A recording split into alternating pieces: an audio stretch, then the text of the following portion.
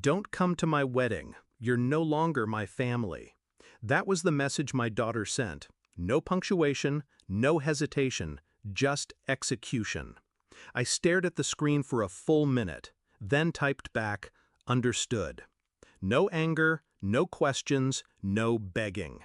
Then I made a call, one call, to a man I hadn't spoken to in 11 years. 24 hours later, I had 83 missed calls from her fiancé, her future in-laws, her best friend, and finally from her. But by then, it was already too late. She was 25 now, a bride. But I still remembered her in pigtails, barefoot in the garden, chasing dragonflies. Back then, I was Mama the Invincible. But people change, or maybe they just reveal who they've always been. The shift started 5 years ago, after the divorce. Her father remarried quickly, a younger woman, polished, wealthy, poisonous. She smiled like she was always in on a joke you weren't invited to hear. It didn't take long before my daughter started pulling away. Little things at first, forgotten birthdays, canceled lunches, one-word replies. Then, silence. I tried, God, I tried, but every call was a one-way conversation. Every visit felt like I was trespassing in a life she didn't want me in. Until the final blow, her wedding. My invitation revoked by text. I didn't scream, I didn't sob, but something in me crystallized. Not out of pettiness, out of clarity. If I couldn't attend her wedding as a mother, I'd attend it as something else. I called Robert, not family by blood, but bonded by history, old friend, quiet billionaire, owed me a favor, a big one. He asked one question, how deep do you want this to cut? I replied, not blood, just truth. Robert bought out the wedding venue by morning, the entire estate, security, catering, staff, all now operated under his team. The original contract was voided due to property restructuring, but that wasn't the masterstroke. That came next. You see, her fiancé, Ethan, wasn't who he claimed to be. Not entirely.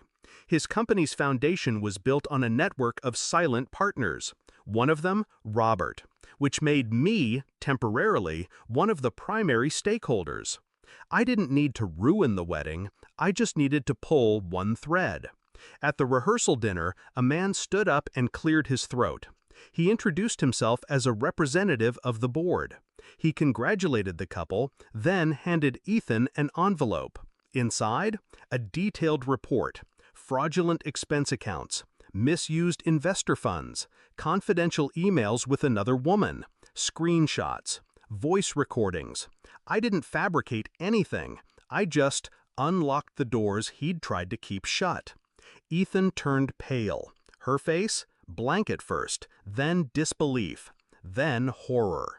Her perfect wedding collapsed within 48 hours. Sponsors pulled out, venue canceled, vendors walked.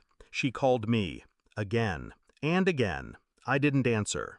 On the third day, I finally picked up. Why? She asked. Her voice wasn't angry, just broken, like a little girl lost in a burning house. I let the silence hang between us. Then I said, you wrote me out of your life. I simply honored your request. She sniffled. You humiliated me. No, I replied, he did. I just made sure you saw it. Silence. You still could have come. Her voice cracked. To be what? Background noise? A ghost at the feast? She didn't respond. You didn't want a mother at your wedding, I continued. You wanted a witness to your lie. I don't attend performances. Then I hung up. Weeks passed. Ethan tried to salvage what was left of his career. Failed. His investors vanished. His name blacklisted. My daughter moved back in with her father, or tried to. His new wife didn't want the scandal in her mansion. Funny how quickly alliances dissolve when the cameras stop rolling. She called me again, not to apologize, just to talk. I let her speak, I listened, but I didn't rescue her. I wasn't her safety net anymore. You only get to set me on fire once. After that, I learned how to build with ash. I don't regret it. Not the call, not the collapse, not the silence that followed. This wasn't vengeance. It was revelation. I didn't destroy her life. I held up a mirror. She shattered it herself. People think betrayal is loud, screaming, slamming doors, dramatic exits. But it isn't. It's a text. A dress not returned. A chair left empty at your daughter's wedding. But when they push you out, they forget. You were the one who taught them how to open doors in the first place. And when you lock one behind you, you don't always leave a key. Understood. It was never just a reply. It was a warning, wrapped in restraint.